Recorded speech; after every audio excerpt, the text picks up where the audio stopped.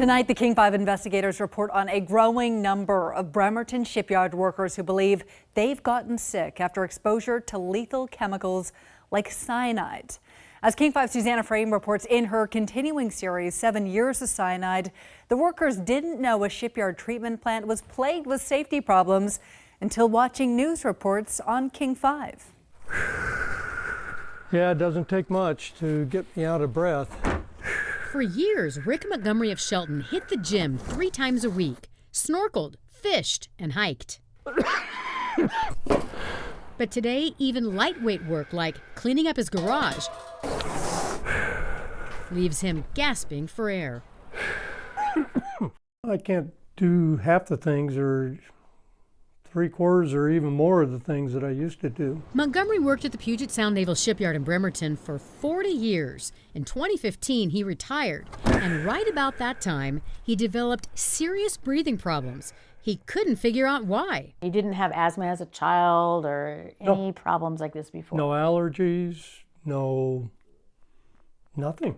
Then, in November, his wife Donna turned on the TV and got a shocker. My lungs feel heavy, like I got pneumonia or something. Shipyard workers suffering from very similar symptoms. At the shipyard, employees I was just watching the news that day, and then I ran to Rick and I said, watch this, or come, look at this story, and there might be a connection to why your breathing is so bad.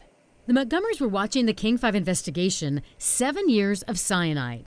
We exposed this wastewater treatment plant, labeled by the Navy as state-of-the-art, was actually dangerous. It was built without planned safety features, and many that were installed didn't work.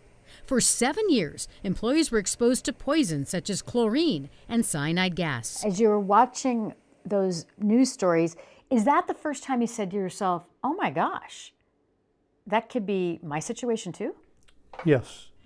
Rick Montgomery's job included spending time in this building with the vents on top, the metal plating shop. That's where toxic chemicals like cyanide, chrome, and acid alkaline were produced and then sent directly to that problematic treatment plant, the exact same chemicals. I didn't even associate it with the shipyard or the electroplating shop or we didn't. Anything like that. And we heard from more current and former employees. A metal plating worker said, I have asthma. I didn't have it until I started working with plating chemicals. I ended up in the hospital. Another said, my health is bad. I'm in my 30s. I was a hiker, and now I can't walk up a flight of stairs. And a retired worker called to say, now I use 2 inhalers, a breathing machine, and medications. Several times in the plant, my nose would start bleeding. I had to run outside into the alley to catch my breath. The Navy denies the plant was ever hazardous and insists none of the workers was harmed. But the King 5 investigators have obtained hundreds of the Navy's 2013 internal records admitting unsafe conditions. Their own experts concluded there were chronic equipment failures, and senior management didn't realize the dangerous workarounds being used to get the job done, including processing cyanide. That led to chlorine exceeding limits multiple times.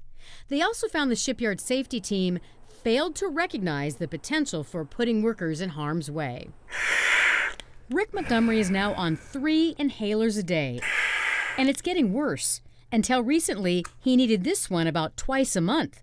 But now, it's almost 3 times a day just to calm my breathing down so I'm not sitting there going. It concerns me. Like, is it going to get worse? I might have to call 911. What can I do? It's scary. the Montgomerys know what they want the shipyard to do: admit they had a faulty plant and step up to help those who are suffering because of it. So many others are dealing with the same illness.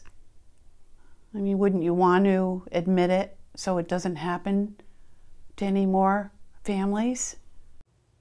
Now, to be clear, no doctors have connected Rick Montgomery's illnesses with the shipyard, but since he just learned about the problems there, he never brought up that possibility. So now he's waiting to see a specialist.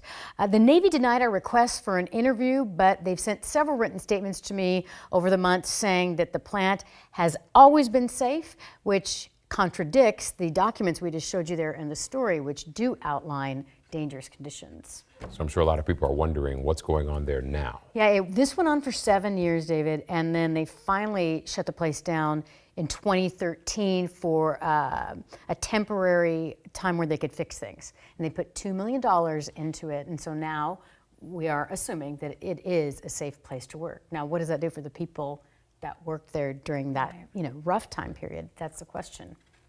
Okay, Susannah, stay on top of it. Thank you.